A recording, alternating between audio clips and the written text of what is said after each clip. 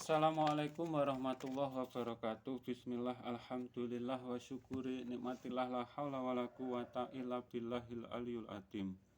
Membongkar Ka'bah, apa yang ada di benak pikiranmu dengan adanya kata-kata itu?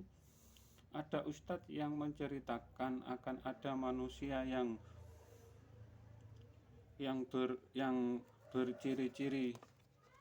Disebutkan Ustadz akan membongkar Ka'bah secara fisiknya atau bangunannya Ka'bah, seperti yang dilakukan oleh pasukan gajah.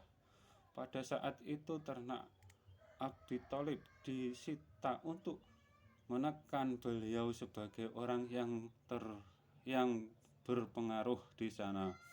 Abi Thalib memilih ternaknya agar dibebaskan dan Ka'bah diserahkan kepada kuasanya Tuhan. Pada akhirnya, apa yang terjadi kalian lebih paham cerita itu. Kalau ada orang bilang orang tua Nabi di neraka, itu benar kalau diukur dengan iman mereka. Surga mereka berbeda dengan surganya baginda Nabi Muhammad SAW yang menuduhnya karena mereka hanya iman sisi ayat ketuhanan yang menunjukkan keberadaan Tuhan di atas saja dan ingkar dengan sisi ayat Tuhan dekat. Ayat ketuhanan hanya ada dua sisi, Tuhan dekat dan Tuhan di atas. Keduanya wajib diimani. Kalau hanya iman satu sisi ayat berarti bertauhid bermata sebelah atau tauhidnya bermasalah dan pasti salah atau kafir.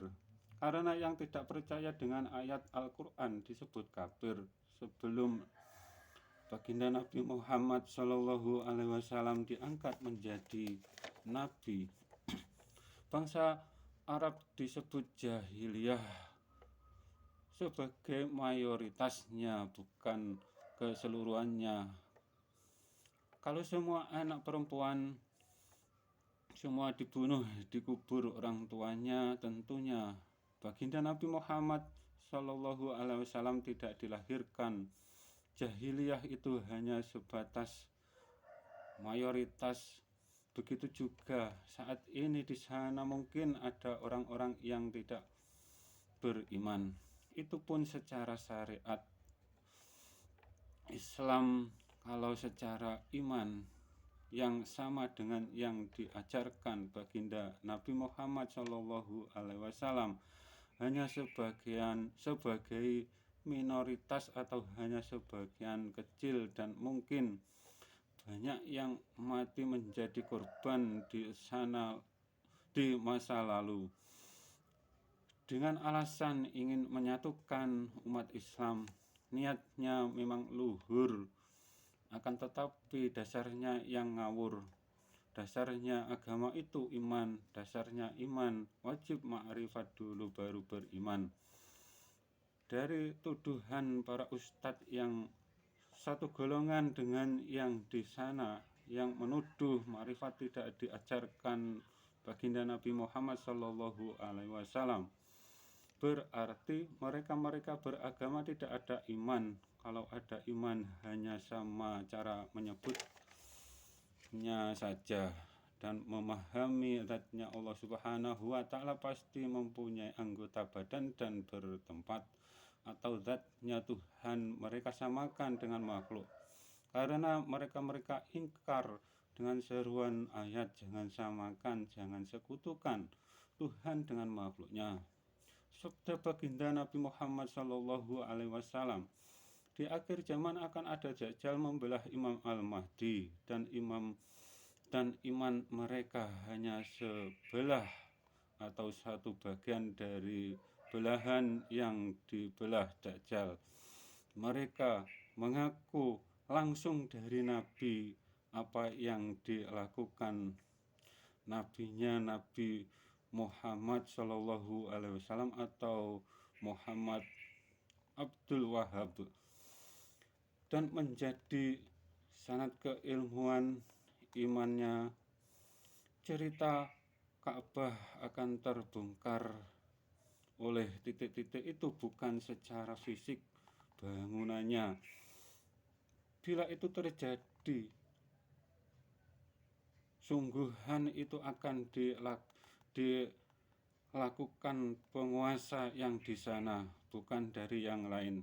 Cerita itu akan clear apabila merah putih telah berhasil berkibar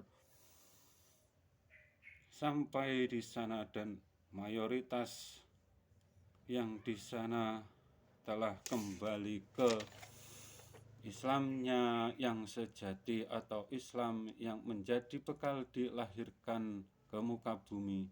Syariat Islam yang dilakukan jasmani, iman wilayahnya jiwa atau rohani, dan ruh hakikatnya yang telah bersaksi dan berjanji kepada Allahu Rabbi.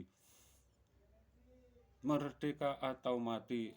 Semua manusia ada dua sisi, yang nyata dan gaib. Yang nyata disebut jasmani, yang gaib disebut rohani. Jangan kalian ingkari rohanimu sendiri yang ingkar.